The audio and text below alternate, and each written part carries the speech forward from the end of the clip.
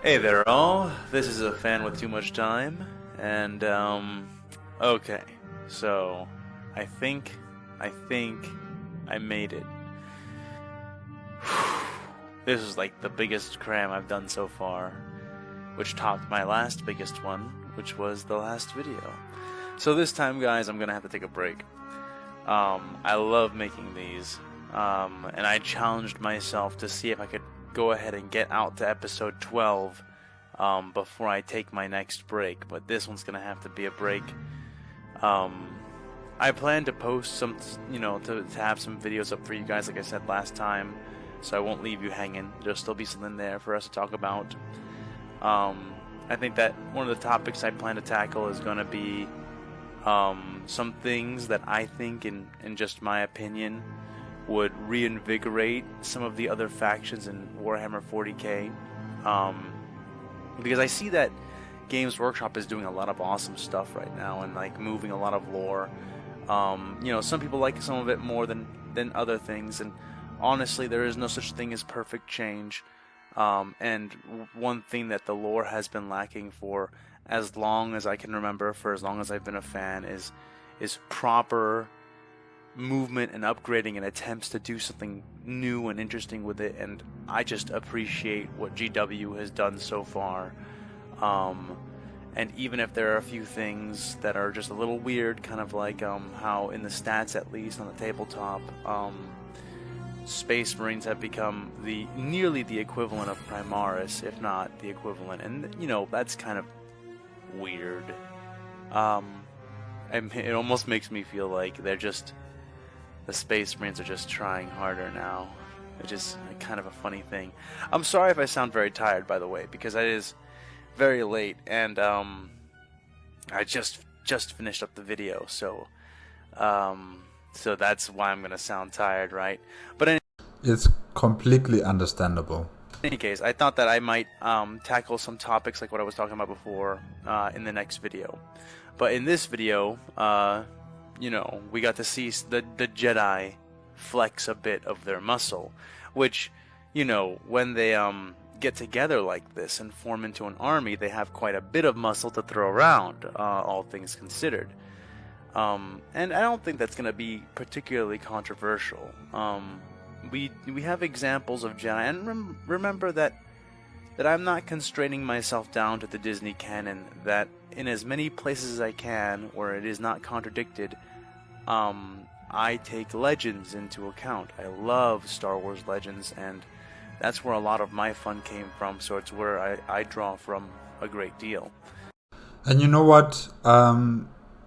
With Star Wars, or should I say with the Jedi, I have realized that when they do work together, like when it's more than two people, like if it's 3 or 4 people or 3 or 4 Jedi, when they work together, they do have this, very powerful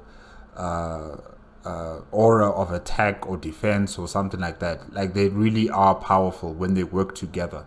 It reminds me of the time when it was Anakin Skywalker, Mace Windu, and Obi-Wan Kenobi were interrogating a terrorist or a criminal. I can't remember who it was, but they were interrogating this person, and they were using the Force, pushing on this person's mind, all 3 of them at the same time. And, they tried to ascertain information from this person. And it was devastating. It was really devastating. I think it was in Star Wars, Clone Wars. I'm not sure which episode or which season. I can't remember any of that. But I do remember when these 3 Jedi were working together, using their the Force, and just probing this person's mind, and it was really something. So you can imagine, with all of these Jedi that are on Axiom, pushing down these spires, when they work together, it can be really terrifying. So yeah, it's understandable. And, well, when I can. Sorry. And, I'm sorry, what was I at? Oh, yes, I don't think it's going to be very controversial because, honestly, look at Warhammer.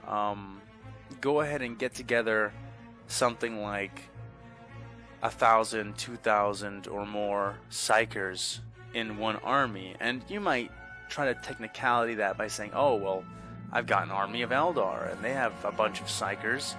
Every Eldar is a psyker. Yeah, no. I mean, we know that there's a difference between a standard psychic Eldar who can do some standard, not very combat-oriented psychic stuff, like communicate with each other and whatnot. And then there's Farseers, and then there's Warlocks. You know, Warlocks are the Eldar, so far as I understand currently, that have specialized in psychic combat as well as traditional field combat, combining the two to become combat psychers that aren't quite as one note as Farseers might be. And Farseers, of course, are your standard on the field throwing lightning combat psychers. Imagine having like 1,000 Warlocks in one place. You know, it may not be as powerful as that when you have 1,000 Jedi in one place, because Jedi, again, and I will keep saying this over and over again, Jedi have these incredibly varying power levels, where you have some Jedi like Mace Windu and Anakin Skywalker and Obi-Wan Kenobi who can do just incredible things, especially when you catch them in a tight spot. And if you want to know what I mean by that, a great example of that is I think Screw Attack, if they're still called that. The guys who do Death Battle, they actually had Obi-Wan Kenobi versus Kakashi from Naruto. And spoiler alert, Obi-Wan Kenobi comes out on top of that. And some people wonder how, because Kakashi is an anime character and he is incredibly powerful. Even in his own world, he is incredibly skilled, powerful, and tremendously lethal, like with a capital L. He's one of the few Naruto ninjas who really does take after being an assassin and an actual ninja more than being what is effectively like a ninja-themed wizard. Ninja-themed wizards. Oh wow! Actually, he has a point there. In Naruto, it's not really about becoming a ninja anymore. It's more of the flashy explosions and the summonings and, you know, all of these crazy things that are not associated with the ninja world per se, you know. But I don't really know much about the ninja world, you know. I'm just talking out of my ass here, but you know, it's just different, you know, the way Kakashi is a ninja and the way people like Naruto or Madara or Hashirama or you know, all these other Hokage or Mizukage, you know, they're just different, you know, compared to what Kakashi is as a ninja. So yeah, he's got a point there. How does he get beat by Obi-Wan Kenobi? Well, they make a few stretches, I feel like, in that death battle where they equate Obi-Wan Kenobi to this previous Jedi who could create black holes. But Obi-Wan Kenobi does not actually need to be that powerful to beat Kakashi. And by that powerful, I mean he doesn't need to be as powerful as the Jedi who could make black holes. That's what I mean. Jedi that could create black holes. What? Well, now that I'm thinking about it, in Mass Effect, we had people who used bionics, who could create singularities, you know, in battle. So, I mean, if it can happen there, then it can happen in any universe. So yeah, all right. Star Wars, past Jedis or Sith Lords could create singularities. It's cool, but you know, I'm just trying to wrap my head around that. By that, don't get me wrong, Kakashi is powerful and he needs a powerful person to trump him. So Obi-Wan Kenobi, he's a master of a Jedi fighting style, and right now, half asleep as I am, I just cannot remember the name of it.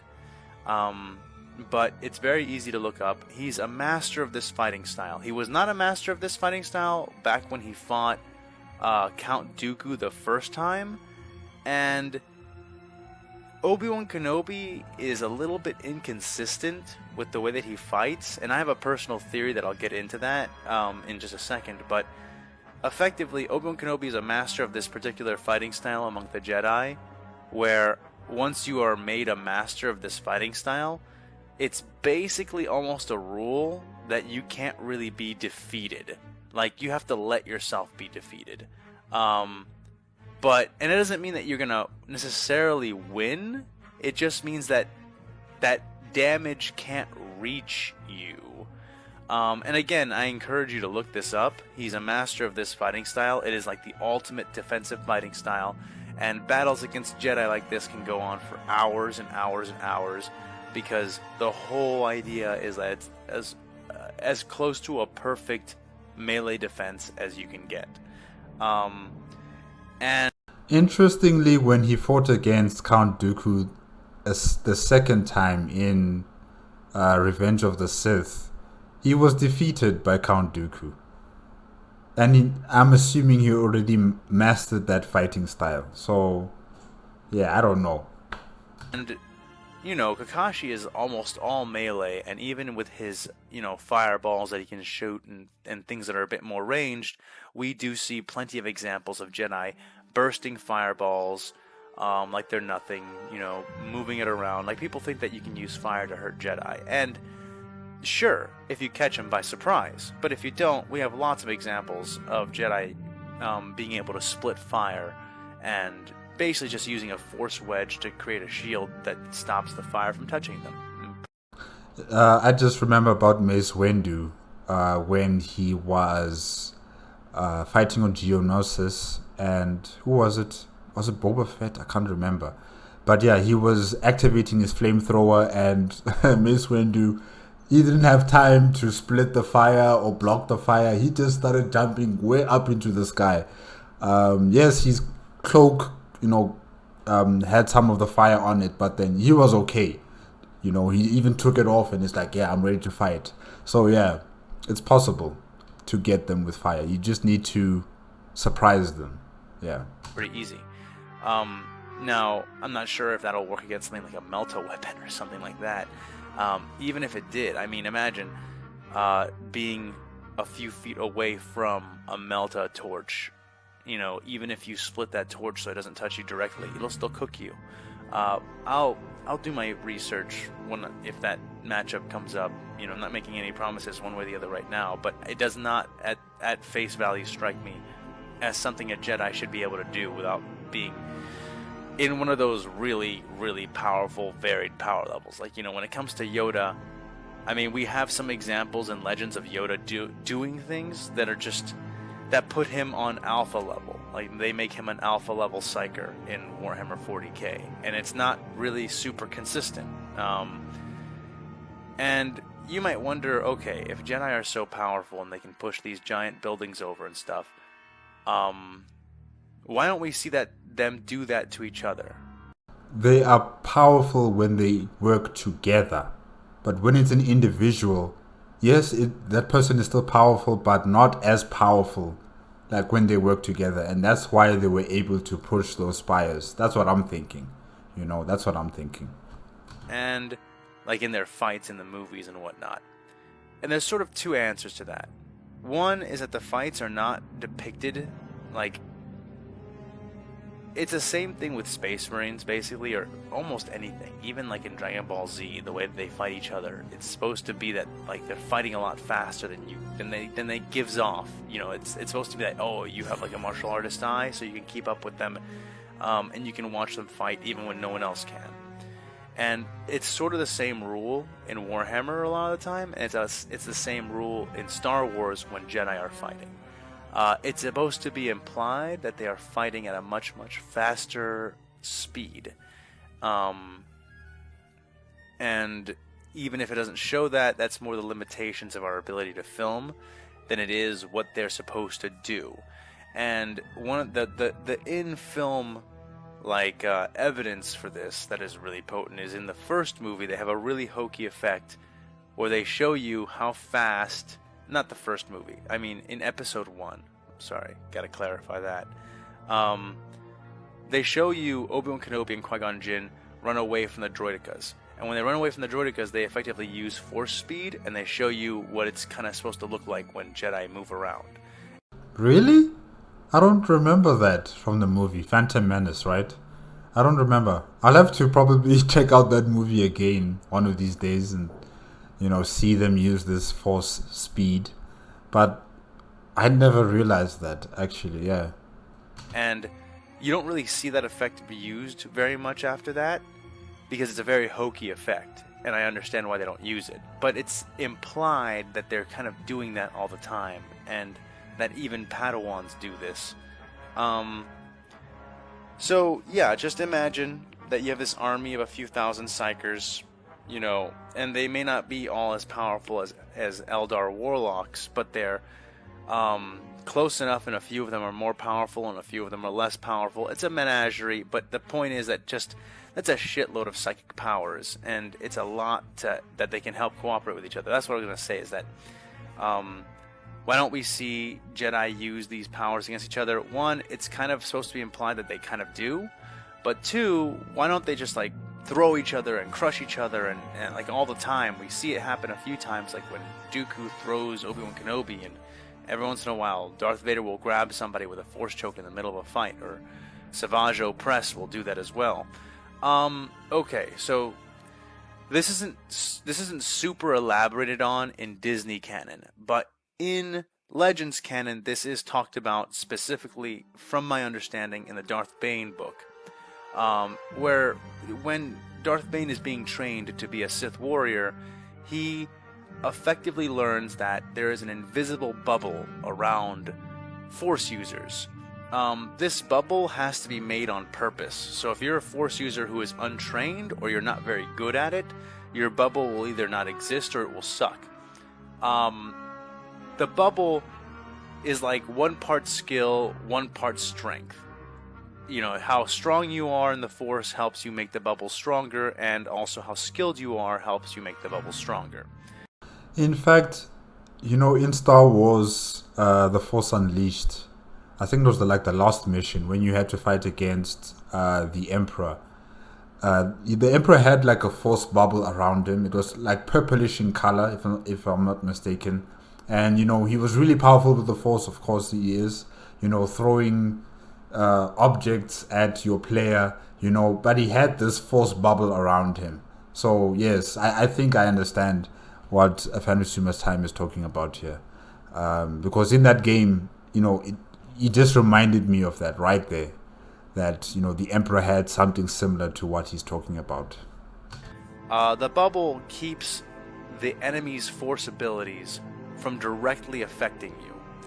And this is what stops people from pushing each other just into mush, or throwing each other off of buildings just nilly-willy. Now, there are certain force abilities that tend to go through this. One of them is Force Lightning. Force Lightning, it requires a special technique to deflect Force Lightning. But for the most part, if you're just a person, even a Jedi, with a maximum level Force bubble, and you get hit with Force Lightning, it will, especially if it's Palpatine's, it will pop it. That's supposed to be the implication. But most powers, you need to get through the Force Shield. How do you get through the Force Shield? And this actually ties directly into why Obi-Wan Kenobi has simultaneously the largest kill count in Star Wars, but also is always flopping duels whenever Anakin is around, so that Anakin can get the last shot in. And this is basically just against Count Dooku. When you're doing Force powers, it really matters a lot how you are trying to draw on them. So Jedi are supposed to draw on like tranquility, clear-mindedness, you know the whole shtick. So obviously when that gets compromised, their power and their control of their power gets compromised. And you have to remember a few things about Obi-Wan Kenobi's relationship with Count Dooku. Obi-Wan Kenobi doesn't really hate Count Dooku. Count Dooku left for really understandable reasons. And in fact, this is why for a while the Jedi Order couldn't really believe that Count Dooku was a Sith Lord, because he left pretty amicably with the Jedi. All things considered, when it comes to a master leaving the Order, it was a pretty civil departure. Count Dooku trained Qui-Gon Jinn. Qui-Gon Jinn was one of the best Jedi ever. I mean, he really got what it meant to be a Jedi. He understood that the Force is a balance, and that you don't draw the line between the unnatural dark side and the naturally existing darker inclinations of the Force at just things which are dark and scary, and emotions in general. And so, you know, there's a lot to say about that, because his master is Count Dooku. On top of that, when Count Dooku captured Obi-Wan Kenobi in the second, in episode 2, that is, he told Obi-Wan Kenobi everything. He told him everything. Like, literally throughout all of the movies, Obi-Wan Kenobi has all of the information to put together that Palpatine is the Dark Lord of the Sith. Yeah, but Count Dooku didn't say that. He didn't say it's Palpatine. He should have just told him it's Palpatine. He is the Dark Lord, you know? And then the movie might have ended differently in episode 2 and episode 3, you know? But anyways. Because he is told this almost like point blank, if not point blank, by Count Dooku. And I'm not sure if this was some sort of ploy by Count Dooku to try to turn Obi-Wan Kenobi to the dark side, or if this was sort of like this could have been three things. Either that was what I just said, or Count Dooku was like trying to reach out, like the last bit of the light side was trying to reach out through Count Dooku to Obi-Wan, not the rest of the Jedi Order, because he can't agree with them for very good reasons, but to Obi-Wan, who was the apprentice of his apprentice, and who, you know, his apprentice was a non-standard Jedi and was doing it the right way. Or, lastly, maybe, it's a little bit of both, in that Count Dooku was trying to turn Obi-Wan Kenobi to the dark side, make him his apprentice, and then they could both take down Sidious, because you know how Sith do. One way or the other, for whatever reason it happened, Obi-Wan Kenobi had all this information.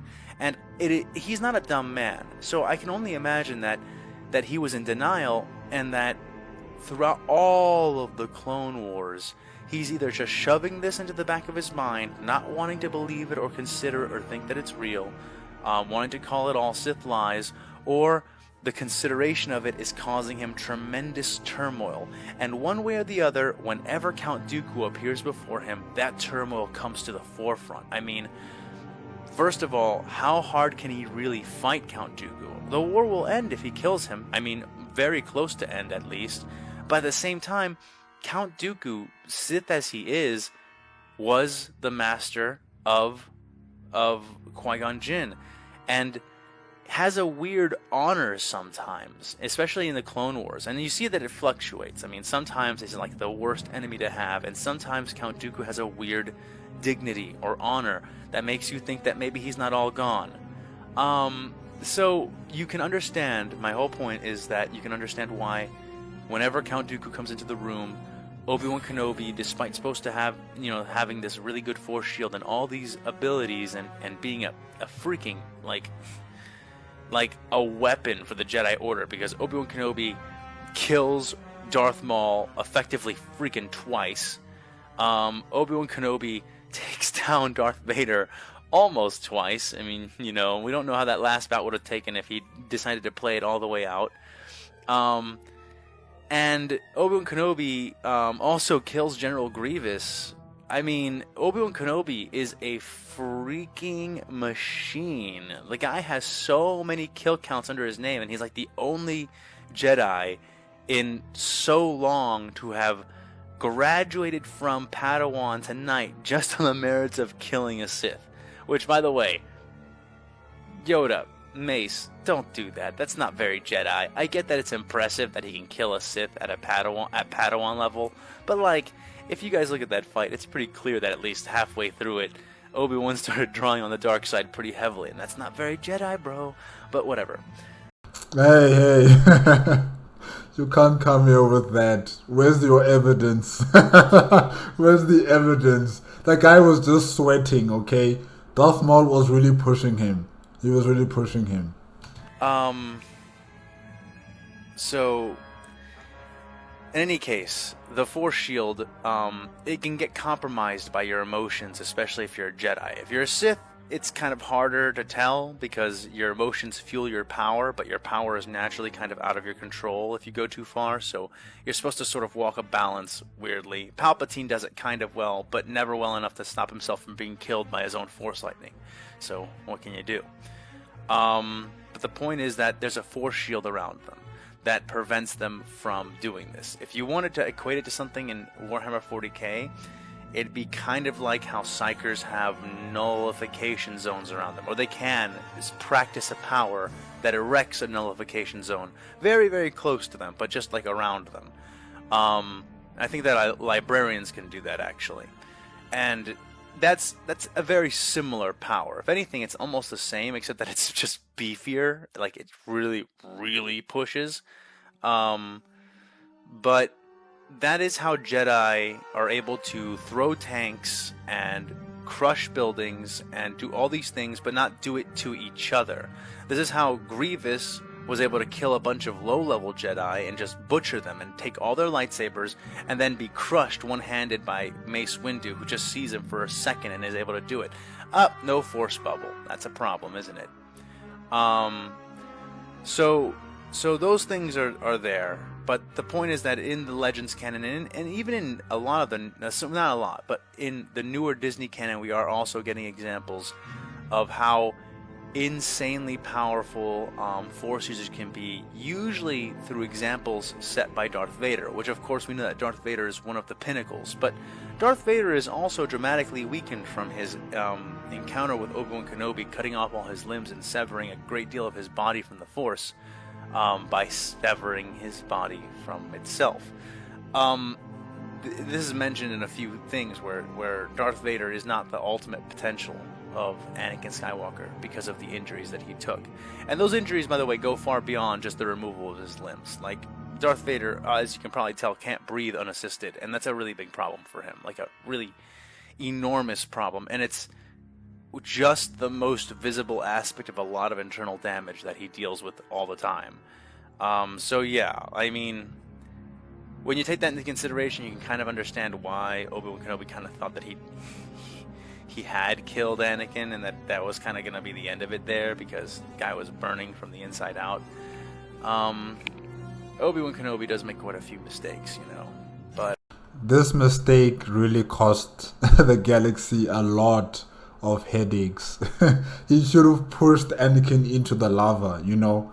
After he took off his arms and his legs, he should have just pushed him with the Force into the lava. Let the lava finish him off, you know. But anyways, he should have really not left Anakin to burn to death. That's kind of a dick move. But in any case, we'll see if that happens this time, right? But yeah, so with a bunch of Jedi being together, and with these abilities that I've just explained, I hope that it's not too much of a stretch for you to understand how an army of Psychers could kind of wreak this havoc.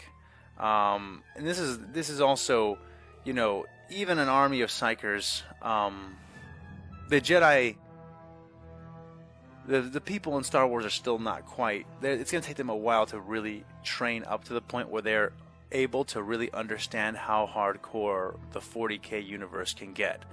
And one of the people that's starting to get this is Ram Koda. And Ram Koda is starting to get this because he grew up on effectively a 40K planet. Ram Koda grew up on a planet that was like the whole world was 24/7 war for decades until Mace Windu came and broke it all up.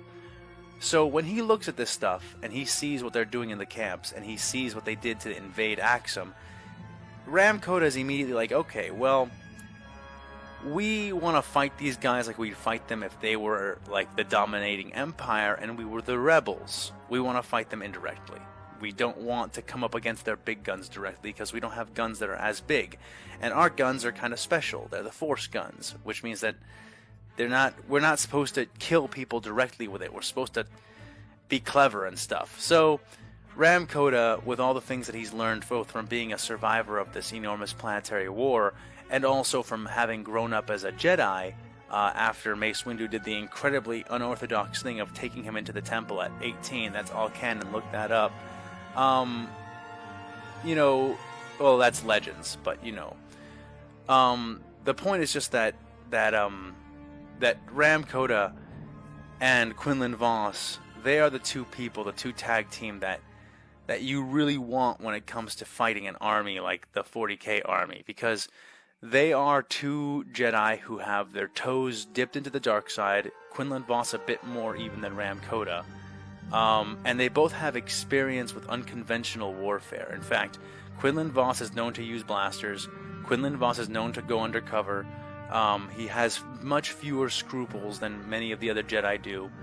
And he honestly kind of rides a little bit closer to the Qui-Gon Jinn methodology of the Jedi Order, though he's a lot more loose cannon, and he's a lot more he's too young. He's like, Quinlan Vos gives me the sense of a man who's still too young to settle down into wisdom, and is still eager to make mistakes, and that does play out in his comics in many ways.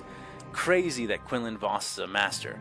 Like, when you start looking up how many masters are in the Jedi Order, you begin to realize that there are more named masters than there are named Jedi Knights, which gives almost the impression that there are more masters than knights in the Order. It's not really the case, of course, but there are a lot of masters in the Order. Like, you know, Anakin is upset that he doesn't get to be a master, specifically because he wants to access records in the Jedi Order that are sealed off to the other Jedi that can only be accessed by masters that have to do with force healing, so that he can try to save Padme's life. That's why he wants to be a master. But there's also... Really? That's the reason? I never got that from the movies. I never got that from the movies. Whoa. The idea that, well, he would also be the youngest master. Like, he would, if he's named master now, he'd be the youngest master in the Jedi Order for at least a very long time. And it's like, yeah, he'd be the youngest by like a year. Maybe 2. That's not that crazy, guys. I don't think Anakin cares that much about that record, even especially given that I'm pretty sure that it's just like a living record, not like I'm almost certain that there have been younger masters in the Jedi Order throughout its 25,000 year history. So, you know, it's just my whole point in rambling about that is just to say there's a lot of masters in the Jedi Order.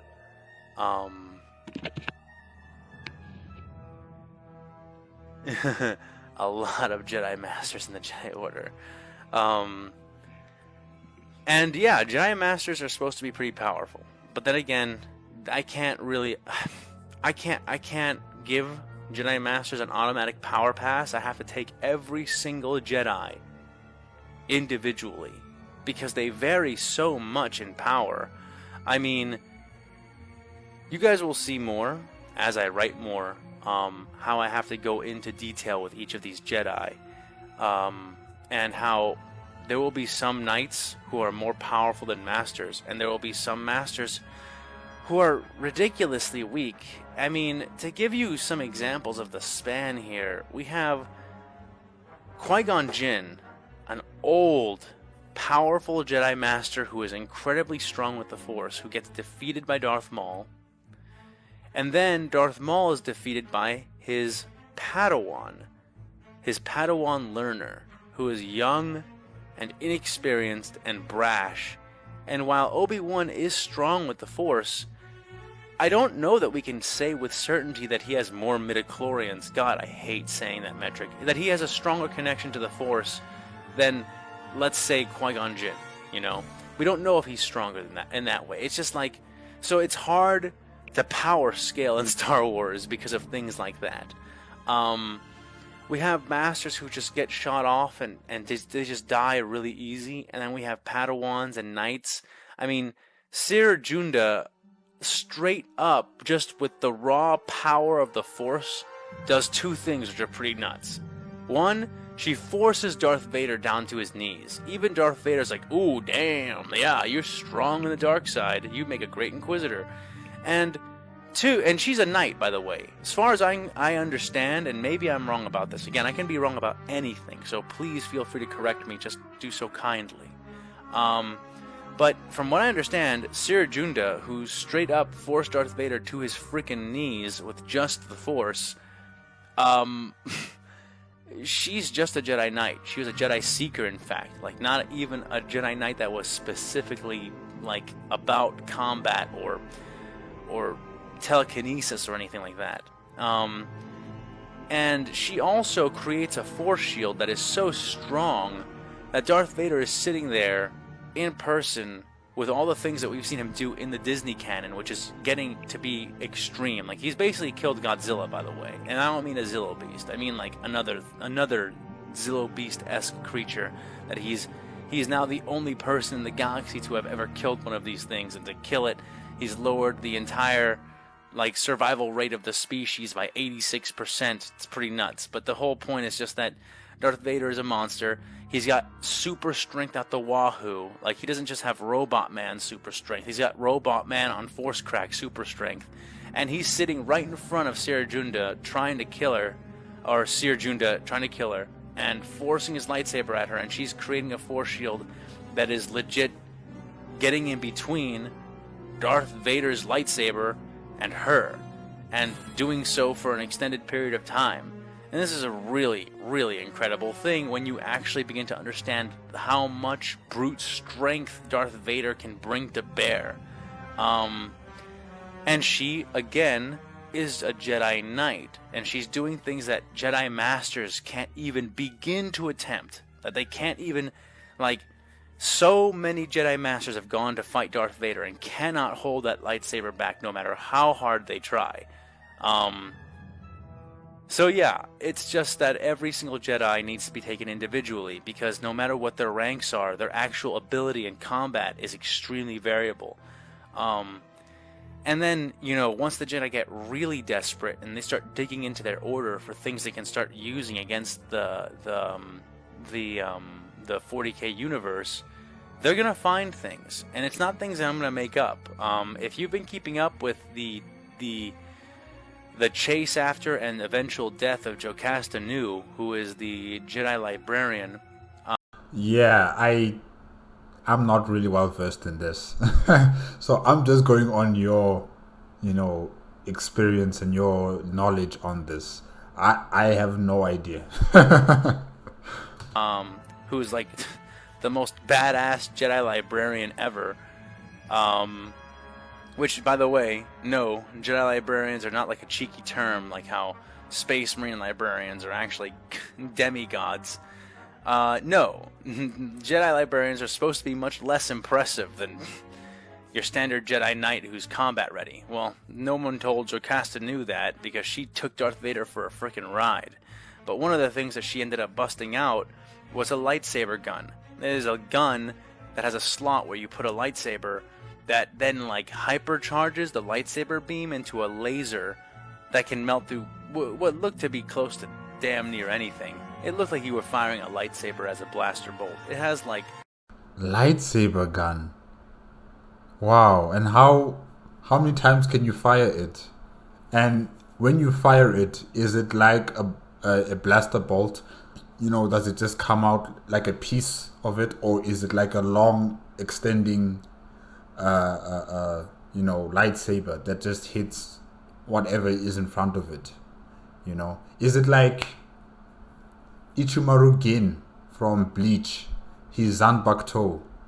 I forgot what's the name of his Zanbakuto, but it extends like 13 kilometers. So is it something like that where this gun amplifies the lightsaber's power and it makes the lightsaber extend, I don't know how many kilometers or how many meters, I'm not entirely sure.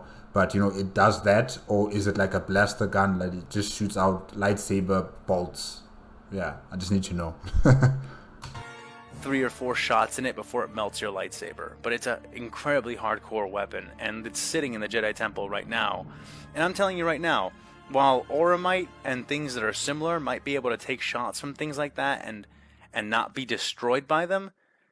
If a Jedi takes one of those lightsaber guns and fires it into like point blank, or even just at a distance into, and he manages to hit, is what I'm trying to say, manages to hit a Space Marine, whatever part of that Space Marine got hit is not going to be protected from that. Lightsabers, one of the big things with lightsabers is supposed to be that they're not even resisted by strength. Like, the strength of a material is not what determines whether a lightsaber will or won't go through them. The reason that Beskar Gom can resist lightsabers is because it's crystalline. The reason that Kotosis can resist lightsabers is because it's crystalline. Lightsabers respond to energy fields, energy things, crystal energy, like always having to do with the redirection or movement of their energy, but not from how tough the substance is. I understand that ceramite has some pretty potent diffusing technology, like energy and heat diffusion technology. I totally understand that. But if power armor cannot take a power sword's blade, I don't really have a reason to believe that it can take a lightsaber blade. And again, lightsaber guns are basically like a 3 or 4 shot gun that can fire power swords. So it's a pretty hardcore weapon. It's cool. I like the idea that those things kind of exist. It's pretty nuts they melt their lightsabers. I just wish we had more lore on that so that I could know how easy those kinds of things are to make, why the Jedi don't use them, why it was even invented. Like, it looked so cool. It was invented in less civilized times, you know. It was invented during less civilized times when the Jedi were in constant war with their Sith counterparts. So yeah, probably they were creating some crazy weapons during those times. Maybe even when they were fighting against the Mandalorians, you know, they were inventing ways to defeat these adversaries. So yeah. Definitely recommend you guys look up Jocasta Nu's lightsaber rifle. It's just such a cool looking weapon. It definitely looks like something that would have been invented to fight the 40K universe by the Star Wars universe. That's part of the reason I love it. The Mechanicus would cream themselves to get their hands on that thing. But in any case, moving on from that, we also got an example of the power of a Primaris Psyker. And again, just like with Jedi, there is a lot of variance in the strength of Psykers. In fact, being a Primaris Psyker is sort of a generality that says that, okay, you are both very strong and like generally not physically crippled from your soul binding, and you are stable enough that we can put you in a room full of soldiers and you won't get shot or shoot anybody or make anybody shoot you.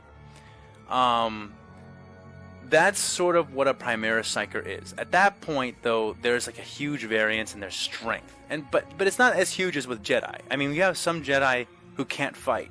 Like, you have some Jedi who just cannot fight. There's no such thing as a Primaris Psyker who's benign. All Primaris Psykers are battle Psykers.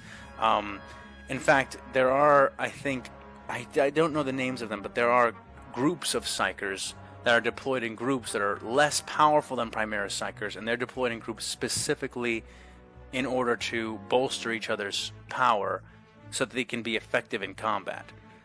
But a Primaris Psyker is not someone who needs that. What you saw here is not necessarily an alpha level Psyker, though it is very close, if not at an alpha level display of power.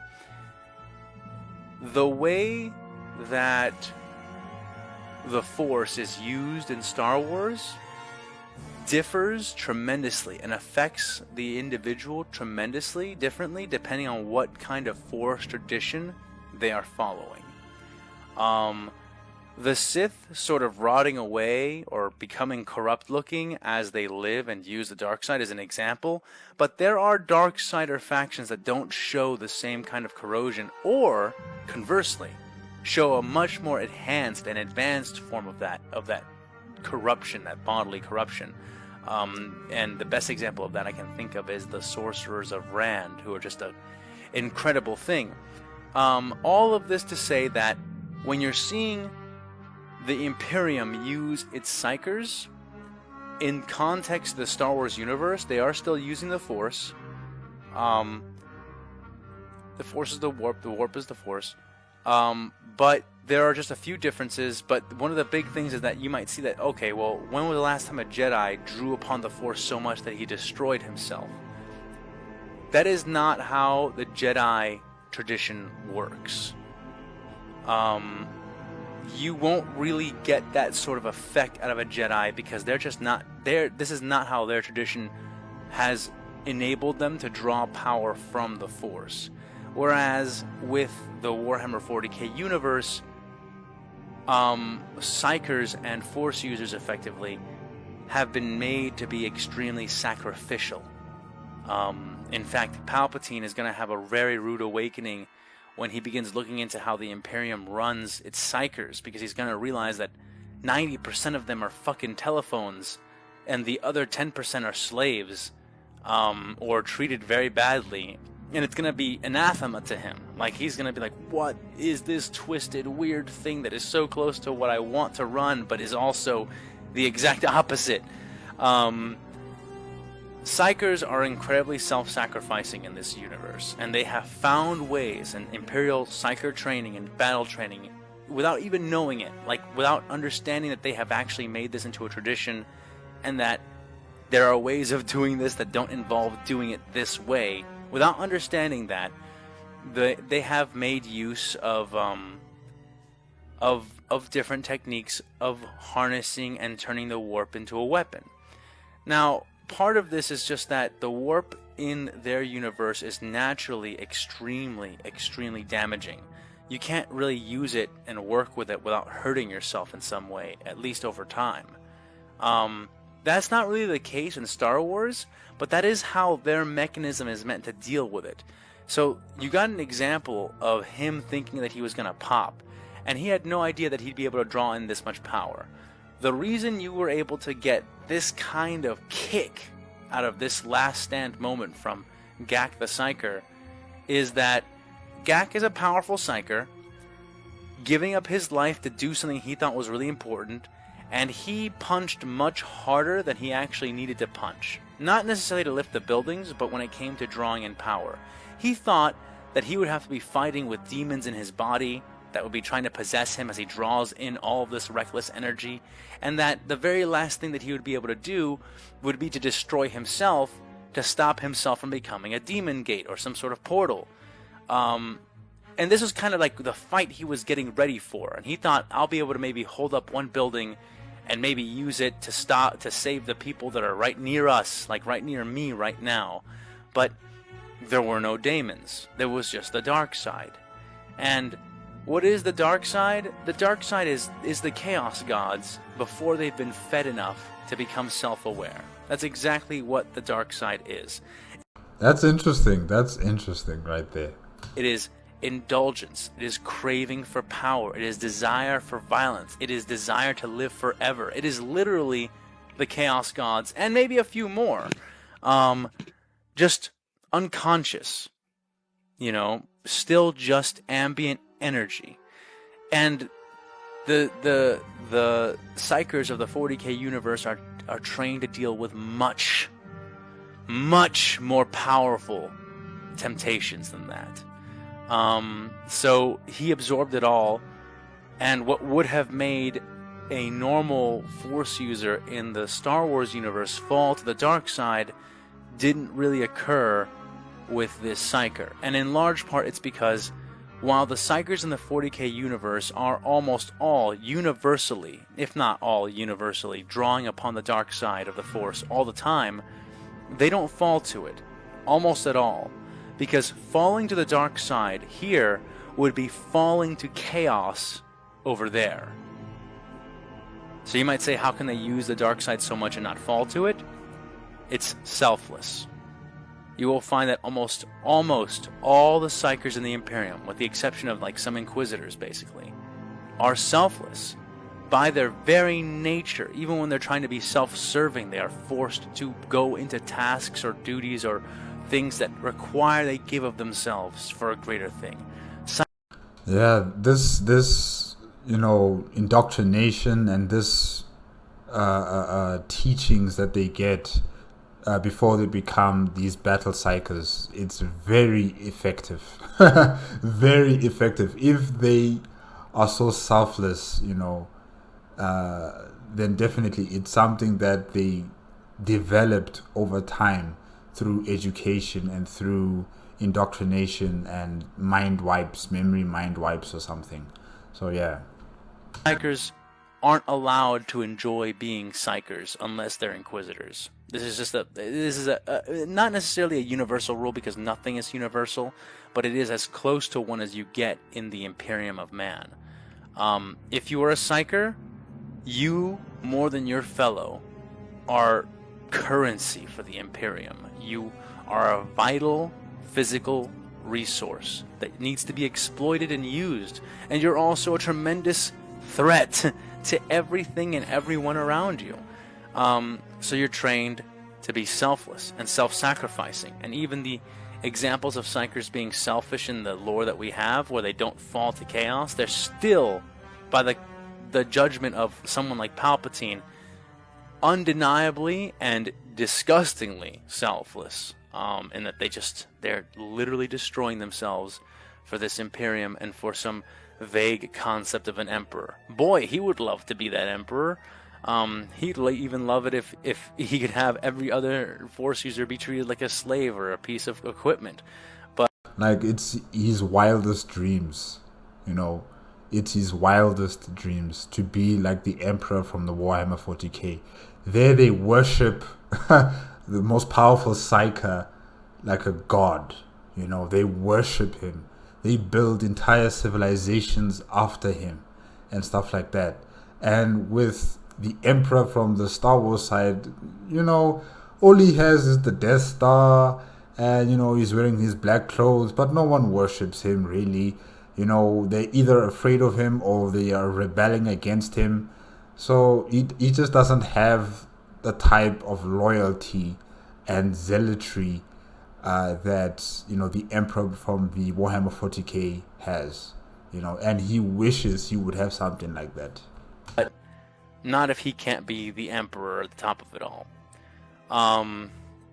So you have that example there. Does that mean that every psyker will be able to have these moments? Yes and no. It requires a few things. First, again, Gak was a powerful Primaris psyker. He's not an astropath. And what is the difference between an astropath and a Primaris psyker? I've seen a lot of debate as to what is the difference. And like, some people have the impression that astropaths are much more powerful than Primaris psykers. And maybe they are, and maybe they're not, because I know that astropaths have a very hard job projecting their messages across the warp.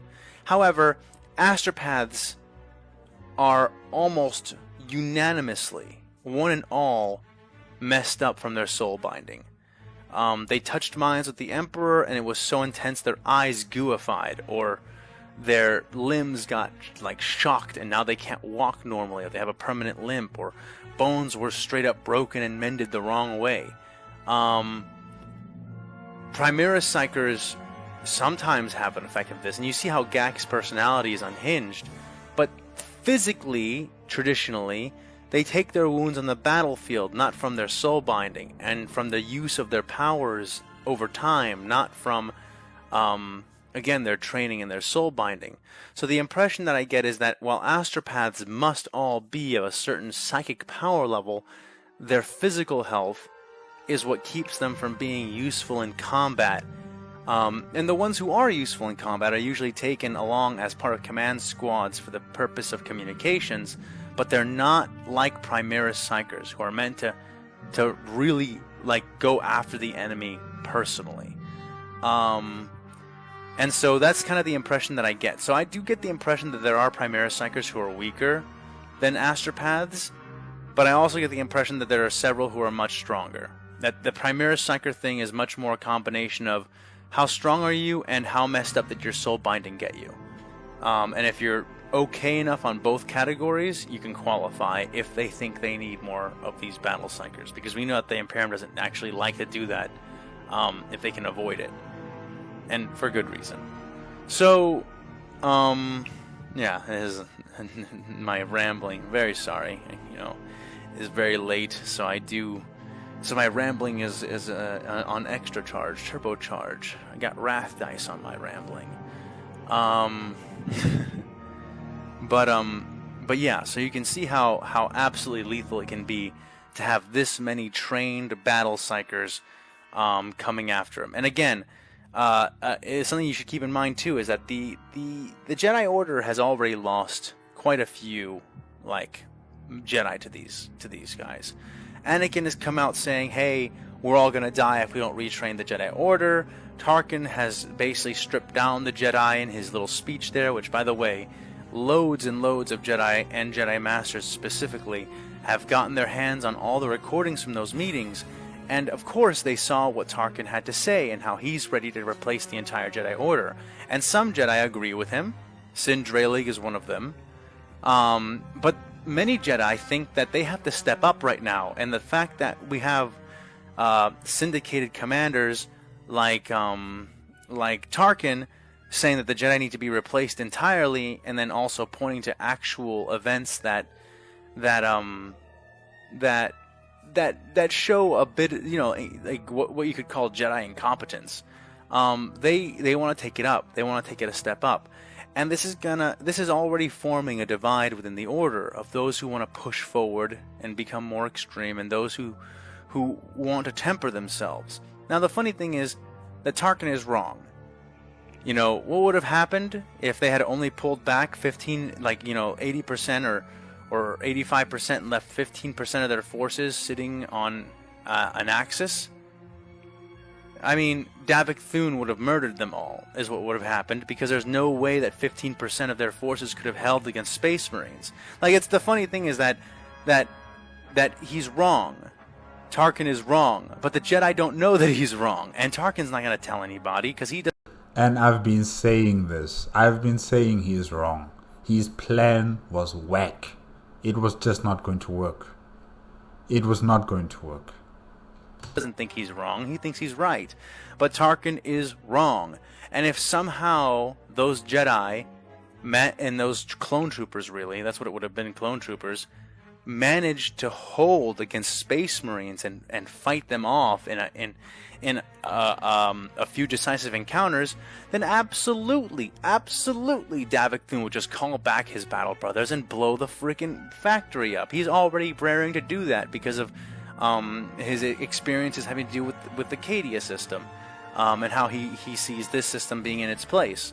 So the whole point is just that it's funny because this whole ideological split is happening within the Jedi, but the Jedi won't be able to match. They can't become something they can fight the 40K universe on its own terms and still call themselves Jedi. I think that's pretty obvious to anybody fan of either universe. You can see how that would be the case. Yeah, that's also something that I was talking about, that, as they continue fighting against the Warhammer 40K side, they're not going to be the Jedi that we know of, and they're going to have to do some drastic things to win battles against these guys. It's just not going to be the same anymore. So I've been talking about this as well. Case.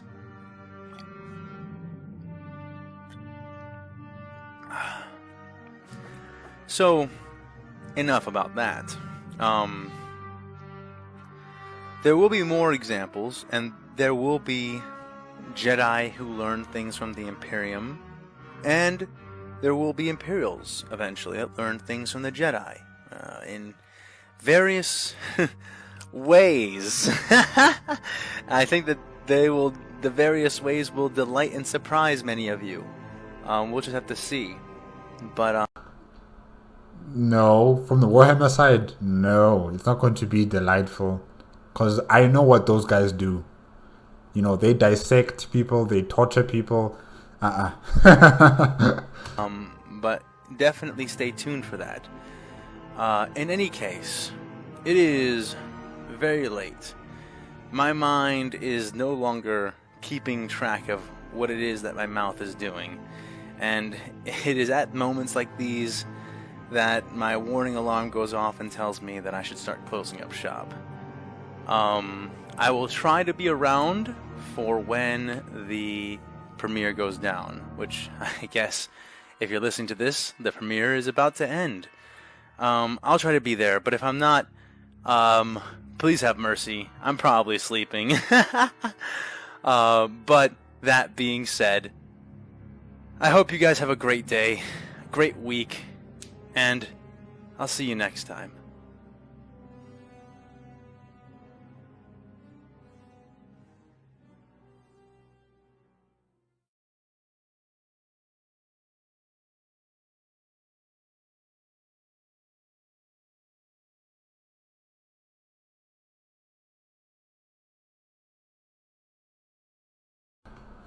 Okay, guys, that's it with Star Wars vs. Warhammer 40K Episode 12, A Storm of Sabers, created by AFanWithTooMuchTime. Yes, he was just discussing about, you know, the, should I say, like the backstory of the Psychers, you know, having the ability to absorb power in the Star Wars universe, you know, and how they're able to be so powerful, you know, and this is duly part to them being selfless, and that is also something amazing, really. I'm just thinking about, you know, how the Jedi, you know, gain power from the Force. He did say that it's different, but maybe if they could learn a different way of attaining that power from the Force, maybe they might come out similar to you know, the Primaris Psychers, maybe. And he was also discussing about the types of weapons that the Jedi could bring to the battlefield, like the Jedi rifle gun. That's an interesting proposition right there. That's an interesting piece of information there that I hopefully AFanWithTooMuchTime delves deeper into. Like, he brings this gun onto the battlefield, maybe not on Axia, maybe on the next battlefield, who knows. But yeah, that's definitely something that I want in the story as well. But yeah, guys, that's it for tonight with AFanWithTooMuchTime. Remember, if you want to check out the original video as well as AFanWithTooMuchTime's YouTube channel, the links are in the description below. If you like my reaction, please give me a like, comment, and subscribe to my channel. Click on the notification bell if you want to be up to date with my latest videos.